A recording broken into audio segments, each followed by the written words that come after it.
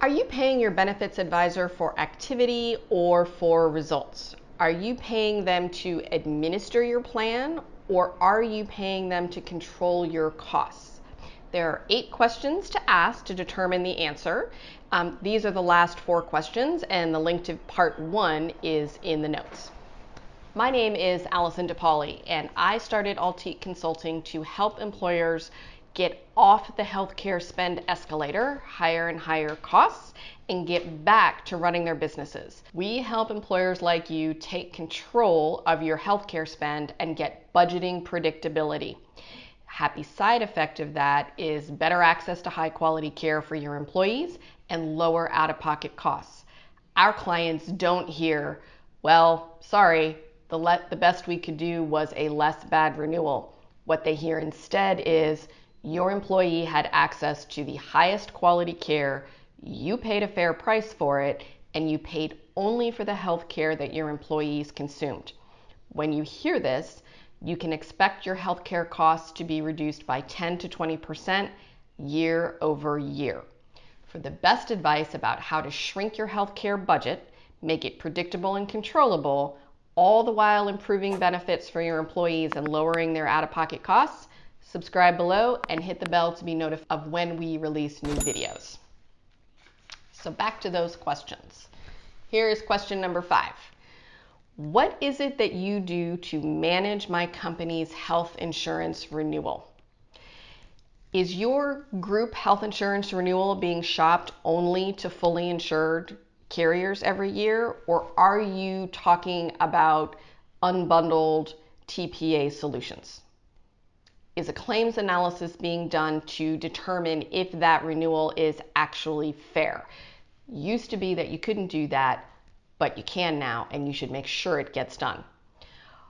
Are you regularly hearing about strategies to make sure all vendor interests are aligned with yours, not with each other, and that all your vendors have fiduciary responsibility to you,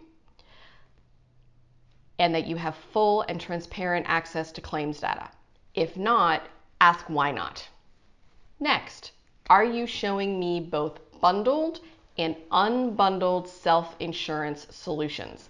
And let me caveat this question a bit. If you are an employer of under 25 lives, this point may not apply to you, although all the other ones do. You can, however, still get accurate claims data so you can negotiate more effectively or decide if you need to move on to another solution. If you have any questions about the hows and the whys of this, there's a link to grab some time on my schedule below. I will happily walk you through it. Okay, back to those unbundled solutions. There are self-insured plans and there are self-insured plans. If you are self-insured on an administrative services only contract with an insurance carrier, you are not managing your plan. I know this is going to set some people up in arms. You are not. All you are doing is managing your cash flow. If you want to control your healthcare costs, and I know you've heard me say this before and I'm going to say it again, the only way to control the cost of healthcare is to control the cost of healthcare. So if you can't do that, you can't manage your costs over the long term. So if you're ASO insured with a big carrier, all you're doing is managing your cash flow, which is a great step in the right direction, but don't stop there. There's plenty more that you can do. When you move to an independent TPA with unbundled solutions, fiduciary responsibility to you, and complete access to data. I know sometimes TPAs are catching up. You may not have real-time access to data, but you should have weekly or monthly access to all of your claims data. When you have that, you can start to layer in all of those cost containment tools that we talk about on this channel all the time. Direct primary care, direct contracts, bundled pricing, care assistance, 24-hour advocacy, all those things can be built in, and you can start to control the cost of care and make the plan work better for your employees. So, are you seeing solutions from unbundled TPAs? And if not, why not? So, how many of you have been told that you're not large enough to be self-insured or consider a self-funding option? even if you have 100 employees or more. I'm going to call that out. That is simply not true. You are large enough to consider it, understand how it works, and manage the financial implications of what a self-funded plan is. It's just not as complicated or as risky. Oftentimes is less risky than you're being told that it is. So, back to those questions. What approaches do you recommend to encourage my employees to be great consumers of care? I think so often employers forget that employees are your first line of defense. They have budgets too. They don't want to spend any more than they have to, and they want good quality care for themselves and their families. You want that for yourself and your family, right? They want it too. It's not easy to be a good consumer of healthcare resources. So what are you doing to help them? There are some great tools for that.